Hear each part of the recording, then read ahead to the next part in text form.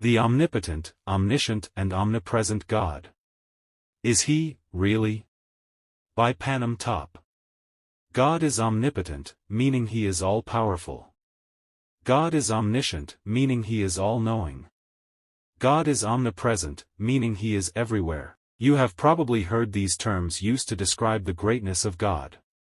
You may have used them yourself and took them for granted as accurate descriptions for God. Most of us grew up believing certain things about God, and we never take time to stop and check of whether the things we believe about God are true or not. All seems well until we are confronted by the truth revealed in the pages of the Bible. Do the three omnis really define God? Or is it possible that they may limit God in certain ways? In other words, could these words be giving us wrong ideas about God? In this paper, we will investigate these words omnipotent, omniscient, and omnipresent, and see whether they align with the teaching of the Bible. We will start with a set of questions and open our Bible to see whether it agrees or disagrees with these terms.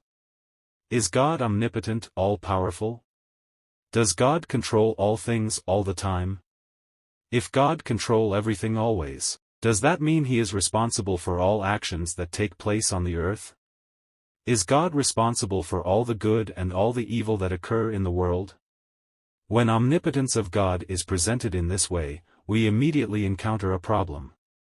If God always controls all things, what about our free will? Is any decision we make really ours? This is when the doctrine of predestination comes into play. This doctrine was developed by John Calvin in 1539. He taught that every action anyone will ever take has already been predetermined by God. Let's say you are a smoker with a lung cancer. John Calvin would say that God has already predetermined that you will be a smoker and predestined that you will develop lung cancer. This would mean that all of us are powerless over all our actions.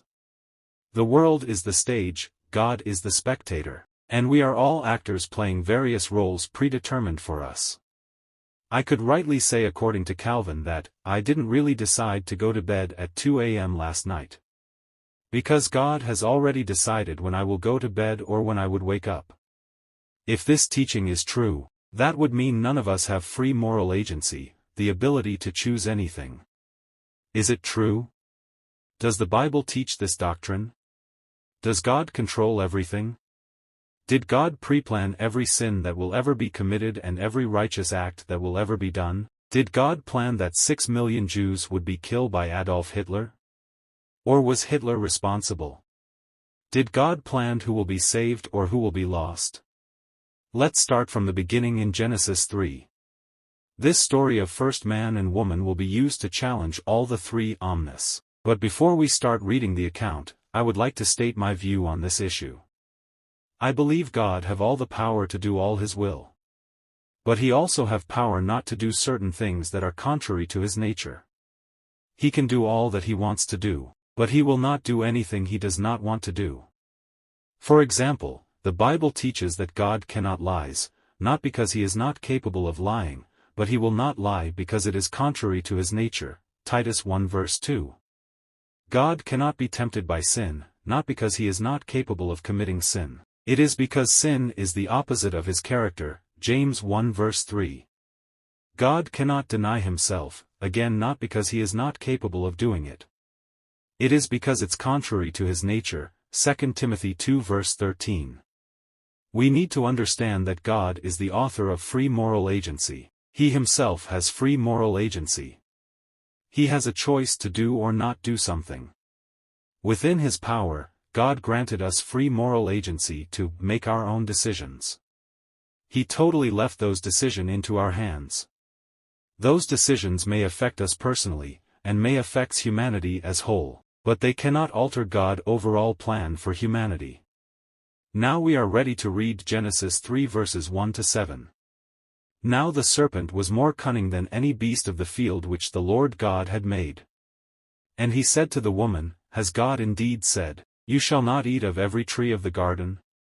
And the woman said to the serpent, We may eat the fruit of the trees of the garden, but of the fruit of the tree which is in the midst of the garden, God has said, You shall not eat it, nor shall you touch it, lest you die.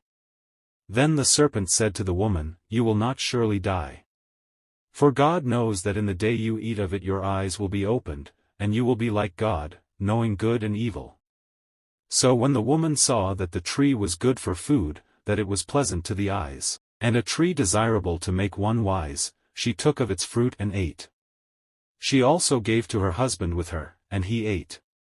Then the eyes of both of them were opened, and they knew that they were naked, and they sewed fig leaves together and made themselves coverings. When God created Adam and Eve, he put them in the Garden of Eden where there were two trees, the tree of life and the tree of the knowledge of good and evil. These two trees represented two choices or environments for Adam to choose from. God warned Adam to not eat from the tree that would bring them death, alienation from God. However, he left man free to make his own choice. In other words, God removed his control over the tree and all Adam to have access to it and allow Satan to have access to the garden. As a free man, Adam had a choice to eat or not eat from the forbidden tree. In the end, Adam disobeyed God and made the choice to eat from the tree, and they suffered the consequences. Did God plan that Adam would sin? No, he did not. If God controlled everything at all times, why didn't he stop Satan from tempting Adam in the first place? Why he did not thunder at Adam to turn him away from the tree? No, God removed his control and gave man the total freedom to the tree. Let's read another account to see whether God always controls all things all the time. In Job 1 verses 6 to 12. Now there was a day when the sons of God came to present themselves before the Lord, and Satan also came among them. And the Lord said to Satan, "From where do you come?" So Satan answered the Lord and said, "From going to and fro on the earth, and from walking back and forth on it." Then the Lord said to Satan, "Have you considered my servant Job, that there is none like him on the earth, a blameless and upright man, one who fears God and shuns evil?" So Satan answered the Lord and said, "Does Job fear God for nothing? Have you not made a hedge around him, around his household, and around all that he has on every side? You have blessed the work of his hands, and his possessions have increased in the land. But now, stretch out your hand and touch all that he has, and he will surely curse you to your face." And the Lord said to Satan, "Behold, all that he has is in your power, only do not lay a hand on his person." So Satan went out from the presence of the Lord. God removed his power or control over Job and handed him over to Satan. Therefore, Job's property and children were destroyed, except his wife. Job 2 verses 1 to 11. Again there was a day when the sons of God came to present themselves before the Lord, and Satan came also among them to present himself before the Lord. And the Lord said to Satan, "From where do you come?" Satan answered the Lord and said, "From going to and fro on the earth, and from walking back and forth on it."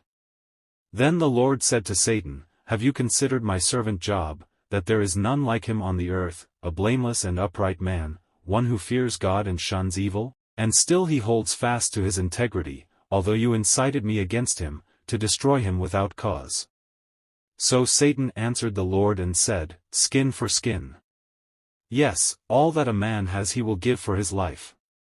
But stretch out your hand now, and touch his bone and his flesh, and he will surely curse you to your face." And the Lord said to Satan, "Behold, he is in your hand, but spare his life." So Satan went out from the presence of the Lord, and struck Job with painful boils from the sole of his foot to the crown of his head, and he took for himself a potsherd with which to scrape himself while he sat in the midst of the ashes. Satan was again given control over Job to afflict him. But Job proved Satan wrong and remained loyal to God. After all, Job had a choice despite being put in Satan's power. What's the point then? The point is, if God's omnipotence means God control everything and that he is responsible for all things, then it disagrees with the Bible. Because we know God does not. He gives man the free will to choose the world he wants to live in. But if omnipotence means God can do everything in his will and nature, then that's biblical. But the reality is God does not always control everything. God has not decided what you will eat tomorrow, not because he can't, but because he left that decision with you. God has also not decided who you will marry. Yes, he can if he wants to. Again, he left that decision into your hand. In conclusion, people often use these terms thinking that they are magnifying God. But they don't know that they are limiting God in certain ways. Does God have power over all things that happen? Does he control every action? No, he does not. God has given us the free will to choose our actions. God removes his control because he wants us to be free to choose. However, God can control everything if that is his will, but he can also choose not to do so. Do not limit God by saying he controls every actions on the earth.